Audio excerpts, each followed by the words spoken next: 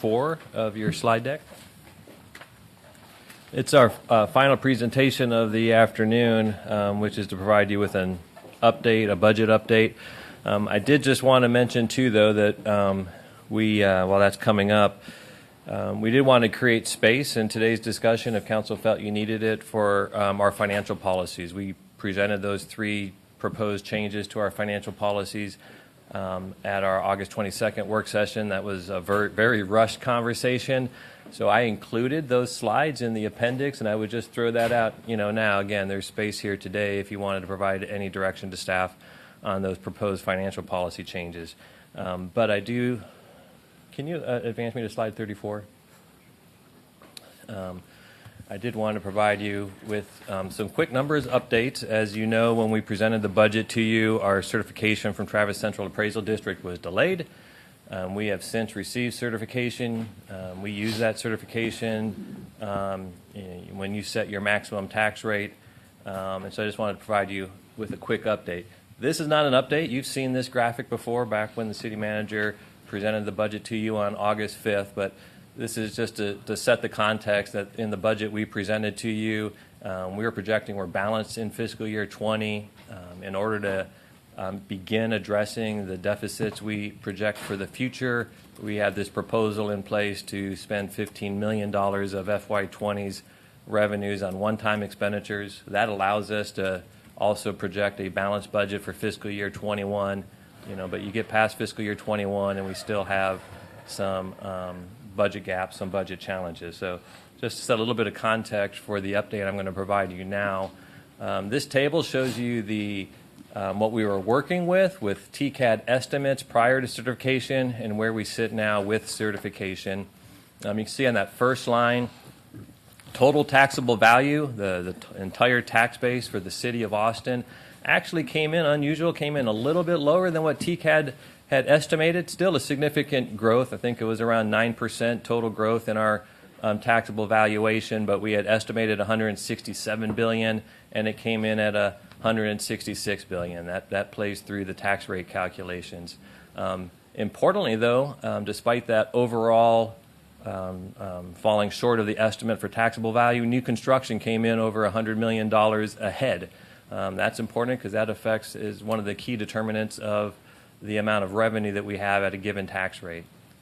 Median home values, we had estimated the median home value is going to come in at $323,000 based upon the projected overall growth in the tax roll.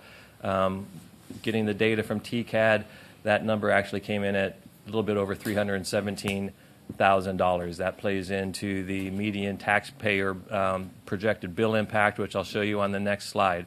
So getting to the rates, what do all those numbers mean in terms of our rates? When we proposed the budget to you, we had projected a rollback tax rate of 43.86, and that's the same thing that we proposed at.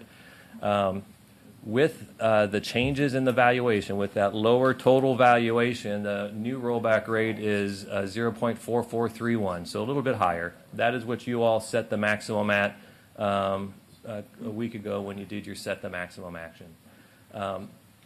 With the additional new construction, though, we are projecting that we could actually balance the budget that had been proposed to you slightly below that rollback rate at 44.16. So a little bit higher rate than what we had estimated in the proposed budget, but lower than what the new rollback rate is. And then the final number I would present is that at the rollback rate with the additional new construction value, we would generate an additional $2.5 million revenue than what we had anticipated when we put the proposed budget together. In regards to the major rate and fee changes, we had 2 changes here so far. I'll start at the bottom, actually, in regards to the property tax bill. The net effect of all these changes, with the tax rate being a little bit higher, but the median value coming in lower than what we had initially anticipated, that property tax bill has has changed a little bit. It's at $7.64 monthly change, and as was mentioned yesterday during the Austin Energy rate hearing, and there was a memo on this, Austin Energy has revised its power supply adjustment and its ERCOT regulatory charge. The net impact of those 2 changes is a $1.33 increase for a typical ratepayer. So bottom line, this slide, if you look at it in the budget, projected a 2.5% overall increase for the median tax and ratepayer, and it's now at 2.7%, really being driven by the increase in the Austin Energy power supply adjustment, which is a pass-through cost that they don't have control over. So that's the update I had. I'd be happy to answer any questions you may have. At a really high level, I just repeat what I said this morning. I think that this community would support an increase in a clean community fee focused on cleaning some of the encampments, some of the overpasses, some of the parks, some of the other places that we see in the city. And my understanding is, I think that for every for a 10-cent increase, rather than cutting it by 65 cents, cutting it by 55 cents, I think generates like $450,000. Is that about right? Yeah, that's my understanding. Okay. But going with the conversation we had earlier about looking at the work programs and the like, I think there's a real opportunity for us, and I think we should consider that. Leslie, and then Allison, then Jimmy. Yeah, thanks for bringing that clean community fee back up. I would even like to look if we lowered it by 20.2 so that it would be $8.50 instead of $8.30. So that would free up about $1 million, it sounds like, for the specifics that we know that we need for especially homelessness and campus cleanup. Curious to know if anybody is looking at, or Ed, if you've run any numbers on if we were to raise the exempted valuation of senior homestead, the senior and disability. I think we're up to $88,000 for that exemption. We're at $88,000. We haven't run those numbers yet, but we can do that quickly and get that information out to you. I think that would be a good thing to see. I don't know what number you would run it at. We'll just do it in $1,000 increase increments. Okay. And show you what so the you can revenue show us what it costs for $1,000 and we can do the math. Okay, that'd be great. Thanks. Allison. So if I'm reading slide 36 right, we have an opportunity, if we chose to go all the way up to the rollback rate, to have an additional $2.5 million of ongoing revenue. That's correct. What is the impact on that through future budgets? So we went to the rollback because we were trying to make sure that we had resources moving forward. Do you have those numbers? It depends what ultimately was done with those dollars, whether or not it was put in.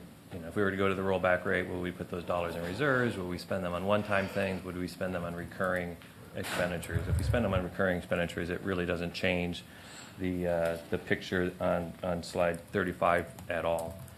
If you allocate the dollars towards one-time expenditures, then those future deficits would come down by the $2.5 million. Can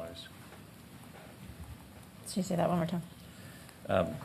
In terms of addressing, can you bring the slide back up? Slide 35.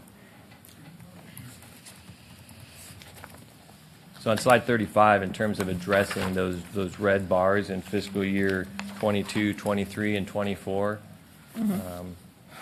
staying at the rollback rate, generating an additional $2.5 million, if that money was either put into reserves or expended on one-time things, I would be able to come back with a graph that shows those gaps being smaller. If you were to allocate the dollars to recurring expenditures, things that are going to not just be in FY20, but they're also going to be in future budgets, then it would not change those deficits. The revenues would be higher, but the expenditures would also be higher. Okay, thank you. I think that, though, provides us some wiggle room that I think is going to be very helpful. I'm hearing a lot of us who are interested in the mental health investments. There's some other things that I think would be good to make, and I, for one, would rather use that money than do a hunt into our police force staffing moving forward, so that we could address some of the needs for the land management and the homelessness stuff and the mental health. And I'm very comfortable with not, we would still be reducing the clean community fee, but maybe temporarily not doing it as much so that we have some resources for the workforce programs. I will say that we are trying to get some additional information on some of the wildfire needs. I will put this up on the message board, but you each should have received a message from Chief Baker with a link to your district's profile with respect to wildfire. We've been working with them for a while, and I really hope that you'll take a few minutes to look at the risks that we face that are very specific to your district, and how widespread they are and how great they are. And the budget as currently proposed has no additional investment into wildfire. It had no investment last year. The year before we did put some things in, and I think that we may need to address that. The challenges that we're having with homeless encampments in parks and greenways poses an extreme risk for wildfire. We have a burn ban, but that doesn't keep people from lighting fires, and not that anyone's doing anything on purpose, but it is a risk that we are incurring. And I think we need to be very mindful of trying to set ourselves up to prevent wildfires. Jimmy? When you see on slide 36 and you talk about median home value, is that a number that TCAD provides you? They provide us the data. We do the analysis ourselves. So you're including outside of TCAD properties when you're calculating the median? No, this is just based upon the TCAD data. And what is the population of properties you consider when calculating this median, right? You're not including commercial properties, for example. Are you including duplexes? Are you including a home with an ADU? Like how? It's residential homesteads. Homesteads? Yes. Okay. So if there was a homestead that was a condo, is that included in? If it's a homestead, if it's a condo that's a homestead, then it would be included. Okay. And then on 37, this has just been a picky thing that I think I brought up maybe at least the last 2 years, is really understanding what typical ratepayer means. We're majority renters as a community, so are we talking about, it just gets confusing, I think, for the public, because I've certainly had constituents say, well, my residential customer usage is not just 860 kilowatts, even though I'm the median home value. So what I have found to be valuable when I have expressed this to my constituents is having like use cases, like 3 examples. Here's a renter in an apartment complex. Here's a family in a single family home. Here's a person who lives in a building, or some, so that people can understand exactly how that lays out. I'm not asking you to do this for this budget, but I think that would be a good practice moving forward, so people can see people like me have this impact. Yeah, I'd like to maybe I could meet with you and have some more discussion about what you'd like to see. We know that it's a majority renter city.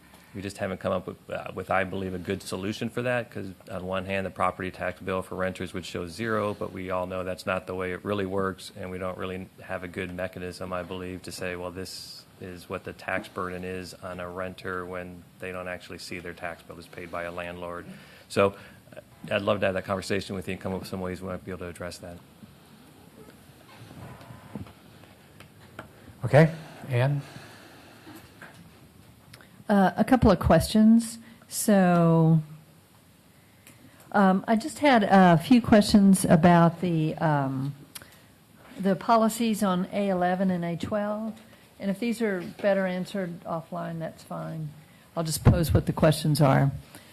So A11, which is the changes to the EBF fund reserves, my specific question is really why we're going from a stop loss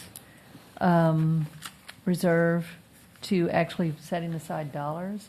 I'm wanting to understand the impact of that. I'm assuming there's been some analysis that perhaps that costs us less, or it addresses our risk better. Is that the thinking? This is really, the thinking on this is just a cleanup item. We're not trying to change anything. So again, the first line, we do have a stop loss policy. So that's Right. for like a single claim. I believe it's anything over $500,000. We do have a stop loss policy that the city pays for. But in addition to that, we set aside a reserve level. We've called that in the past a stop loss reserve. That's been an actuarially determined thing. So every year the actuary comes back and says, I would recommend this amount of a stop-loss reserve in case your claims history comes in higher, or your. So we're not, I'm sorry, I maybe read that wrong. I thought we were paying for a stop-loss policy for the employee benefits fund. We are. That's the first sentence, which isn't changing. The first sentence of the policy, that will continue to happen. Right. What was called a stop-loss reserve was an additional reserve that we set aside just in case our experience, even with that stop-loss policy, if our experience came in significantly higher than what we had expected, we want to make sure we have a reserve. Okay. Over the last 10 years we've looked, that reserve is always right around 5%. And so instead of being vague and saying it'll be based upon what the city's actuary recommendation is, since that recommendation is always 10%, we're just wanting to make it explicit so it's clearer what our reserve policy is. Okay, so the impact of this is not that we're going to be putting more dollars into reserves than we have right now. There's no impact in terms of the budget or what we put in. No, it's exactly the same. We're just trying to hopefully making the language clearer about what our reserve policy is. It's 10%. Okay, and even if that's more than is recommended by the actuary in any given year, we're still going to stick with 10%, I guess? That's what our recommendation is. And again, I could provide you the data, but what we've been budgeting for reserves has always been right around that 10%, say between 9.5, 10.5, somewhere in that range. Okay. I just want to make sure that we're not, this is important, obviously, but I just wanted to make sure we're not, of course, these can be changed, of course. I just wanted to make sure that we weren't locking ourselves into setting aside a greater amount than we might need. That's all. So, but you would view this, if something would change with regard to our needs, we could go back in and adjust it. Absolutely. Okay. Okay. So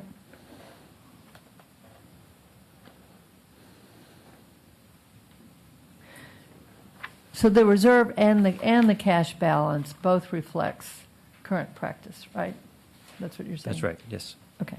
All right, then the second question is about A12. And really my question is more just about the first item there, increasing the cap from 5% to 10%. And so I'm just wanting to understand the impact of that. I'm assuming that this is optional and it just allows us to do it in circumstances where we might choose to. Is that the thinking there? Or? Well, we are bringing these recommended changes to our TIF policy back to council in response to a council resolution. And that council resolution asked us to redefine our policies in ways that more explicitly allows them to be utilized or sets them aside to be utilized to incentivize affordable housing. We are currently at 4.6% of our total tax base is in a tax increment reinvestment zone. So for all intents and purposes, under your current policies, you would not be able to do any additional TIFs. State law's limit on this is 25%. We've looked at the city of Dallas. They've recently increased their policy level from 10 to 15%. We're proposing here to go to 10% to provide some additional flexibility to do future TIFs that met the objectives of the policy and of City Council if you wanted to do so. Okay. So I know we've talked about this. I'm just reminding myself. So at this point in time, if we do choose to go to a higher percentage, that would come back to us for any particular. All these policy changes have been included in the budget document before you. No, but I mean, if we're going to create a new TIF or something. If you're going to create a new TIF, that would absolutely have to come back to you, and if we don't change the policy now, we would have to change it at the time we brought the TIF back to you. Okay. And we don't have any proposed, just as a reminder, we don't have any that are proposed right now that would be more than 5%? I'm not aware of any. I'm not either. I'm just asking. Okay. All right. Then my last question is just that is really a process question. I think we did this last year, if I'm remembering, but is the staff going to have an amendment process for the recommended budget? And if so, when would you guys be doing that? In other words, are you going to bring forward an amended budget? Council members, I think there are two things. One, we will have a process that will recommend in terms of how amendments could be brought forward. So at least they've been vetted by finance and that there's some awareness of them before they come to the dais on the 10th. But based on the conversation today and as follow-ups that we will have from today, our goal would be to have a general framework for how some of the investments that were talked about, potentially using this 2.5, for example, on the mental health conversation we had, this might be a framework to consider. And so we'll at least have something that could be used for additional dialogue on the 4th, for next Wednesday. Okay. But again, it would just be for consideration. But I think as we do another round of one-on-ones after today's meeting to help craft the conversation for the 4th, that will be part of that discussion. But I would like, with your permission, to at least be able to set the table to say this is generally what we're hearing, but these are some of the investments that might be put forward. But again, they are only for consideration. Well, it was very helpful last year. I didn't mean to imply that it wasn't. I thought your process was very helpful, so I was hoping that you would be doing something similar this year. So, okay, thank you. And I'll just Conclude. two final notes. One, just that indication that we're still developing what will be on the agenda for the 4th. We have some indication from the conversations we had today, but please let Ed and I know if you have specific topics that you do want to cover at that additional budget work session for next Wednesday. And then it's worth repeating, and Ed, if you can go back to slide 35, we have been very planful in this budget to make sure that we are not only addressing the needs this year and next year, but really being thoughtful about what the future, specifically with revenue caps, are going to be on our budgets. These projections are without any new investments. I mean, we've baked in some assumptions around our police and fire staffing with our fire stations and with the police staffing plan.